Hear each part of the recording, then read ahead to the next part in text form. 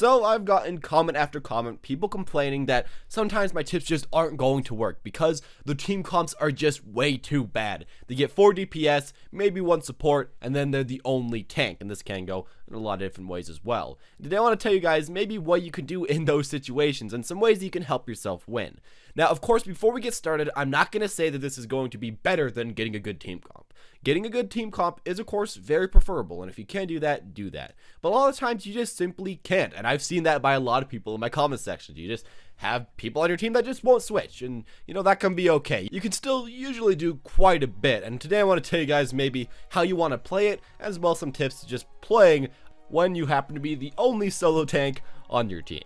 Now, before we get started, tell me in the comment section down below if you want to see one of these about playing solo DPS, just playing DPS by yourself in the future to carry, or playing solo support. What do you guys want to see in the future? With that said, let's just get straight onto what you should probably do as a tank. Now, first and foremost, probably the easiest thing to do is just simply pick Reinhardt, or I suggest go Winston.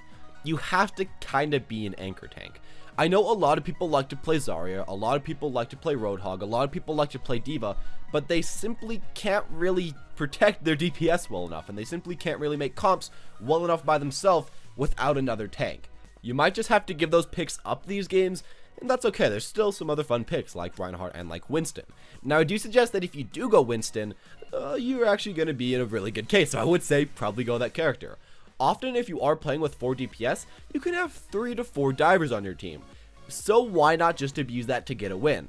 Of course, it can be a little bit harder than, you know, having 2 tank divers with other diving characters. But I've had quite a few games where we go in, I'm Winston, we have a lot of people, Winston jumps in, puts down his E, and then everybody just goes ham on the enemies. Getting a good dive comp going can be a very good and very effective jank way to win, and that's the first thing that I tell you guys to maybe try out if you're in a game. Just go for a dive comp. Your team comp's pretty much that already anyways. Now, another thing to focus on is to save your ult, mainly as Reinhardt, for the majority of the time until the majority of your DPS have their ults up, and try to tell your DPS, hopefully, to save their ults until they're all up. And then, use your ult, make sure it counts, and get a huge combo. A lot of DPS ults do combo really, really well, and if you're someone like Reinhardt, well, you can just smash the enemy team, and then you can get a Pharaoh ult, you can get a Reaper ult, you can get a lot of different ults, pretty much any DPS ult, and take them out. Of course, it is a little bit hard at times to get these people to save their ultimates, but if you possibly can, and if you can type that in chat, talk in voice chat, and hopefully get that to work, or even if you just save your ult until their ones come up, it can be very useful, and that does win you a lot of games. Just comboing ultimates, it's pretty basic, but something that you should 100% be focusing on. Now, back to some Reinhardt stuff. I'm going to say that if you are playing Reinhardt, you have to be very patient with your DPS and wait for some picks. I know a lot of people just want to go in there, they want to shift in, or they just want to walk really, really fast upwards and out. Hopefully their team follows and they can get some kills like that. But often with Reinhardt, it takes time for your DPS to get kills. They have to wait till the enemy supports, the enemy DPS, the enemy tanks are out of line, and then they can maybe pick somebody off. And then from there, you can go in 5v6 and win pretty decently easily. You really do have to be really, really patient though, having people stand behind you and hopefully getting your team to play as patiently as possible as well.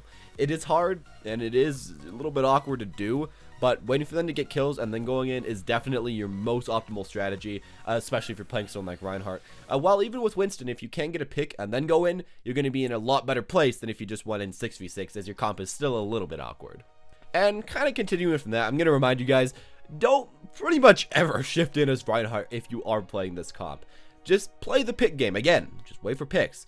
And even if you are, you know, decently doing well and getting some picks, still hold up your shield, because you never know when you're going to save one of your DPS from someone like a Roadhog, someone like a full charge Zarya. It's overall better for you to just protect your DPS and have them do damage, because no one else is going to be able to do it. Just another reminder. And after that, I'm going to remind you guys, make sure that you get in voice chat and tell your teammates to group up nearby you. And if you're on Xbox or PlayStation where nobody gets in voice chat, spam the ping where you say group up with me and try to be the anchor, and I guess type on PC if you can if no one's listening. You just kind of have to get people nearby you. You have to get people to realize that if they're behind you, you're going to be holding up that shield and they're going to be safe.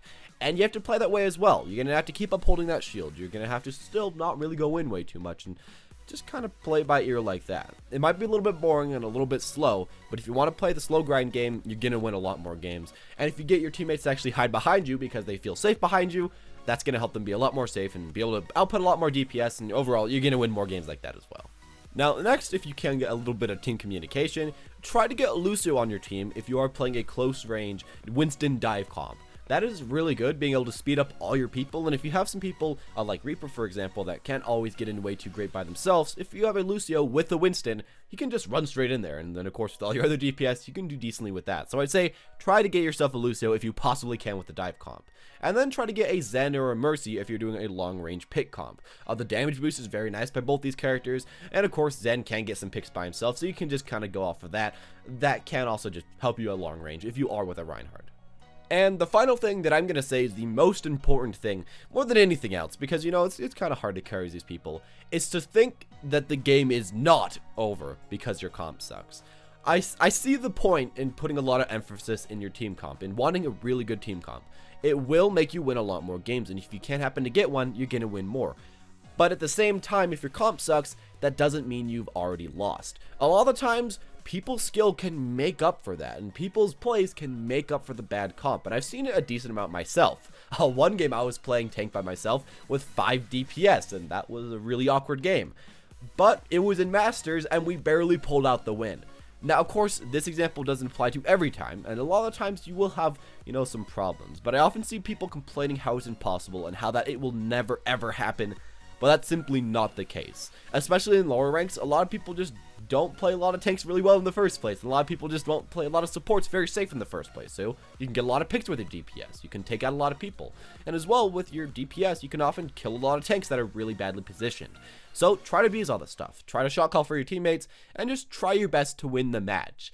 It is winnable in a lot of situations, and you can carry just by being that anchor that your team does need. And that's all I'm really going to say about this. That's really all you can do with solo tanks. I wish that I could give you guys more stuff that you could easily carry with, but those are the majority of the things that you can try to just pull out if you want to win. Anyways, thank you guys for watching as always. Hope you guys enjoyed the video. I'm sorry that I couldn't give you these like 100% win every single game strategies, but these should help you win a few more games, which is really just the best you can do and the best tips that I can give about these. I played majoritively tank and ranked for a long time, so I feel like I should be able to say what I'm saying. But if you guys have any of your own opinions, make sure to tell me down in the comment section down below. As always, if you guys enjoyed the video, make sure to leave a like. As well, comment down below if you want to see a support or a DPS video in the future. As always, guys, thank you all for watching, and have a wonderful day.